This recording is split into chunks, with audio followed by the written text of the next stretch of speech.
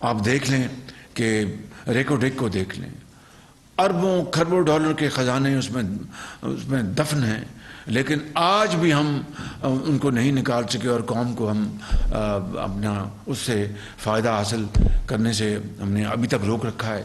وہ قوم کا قصور نہیں ہے، وہ اس تمام قیادت کا قصور ہے جنہوں نے اس کو ڈیل کیا، اور غلط طریقے سے ڈیل کیا یا صحیح طریقے سے ڈیل کیا۔ مگر آج جو بھی حال ہے وہ دیکھ لیجئے کہ وہ خزانہ ابھی بھی بالکل وہ اندر دفن ہے، اور اس کو ہم پاکستان اپنی حالت نہیں بدل سکا۔ اس طرح میں اور کئی مثالیں دے سکتا ہوں۔ میں یہاں پر خود نمائی کی بات نہیں کرنا چاہتا کہ میں 10 سال پنجاب میں وزیر اعلیٰ رہا اور میں نے یہ کیا، نواز شریف کی قیادت میں یہ کیا۔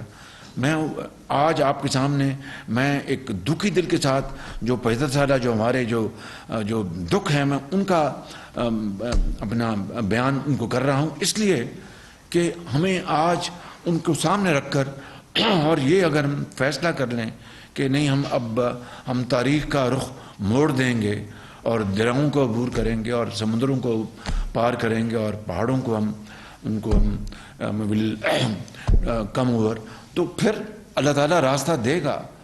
لیکن اس طرح نہیں کہ ہم آج چین کب تک ہماری مدد کرے گا؟ وہ کہتا ہوگا یار یہ کب تک ہمارے پاس آ کے ہم سے مانگیں گے؟ سعودی عرب ہمیں کہتا ہوگا کہ نہیں، یہ ہمارے بھائی ہیں، یہ کب اپنے پاؤں پہ کھڑے ہوں گے؟ تو اس قوم کی اصلاح اللہ تعالیٰ تبھی کرتا ہے جو اپنی اصلاح خود کرنے کے لیے تیار ہو جائے اور فیصلہ کر لے۔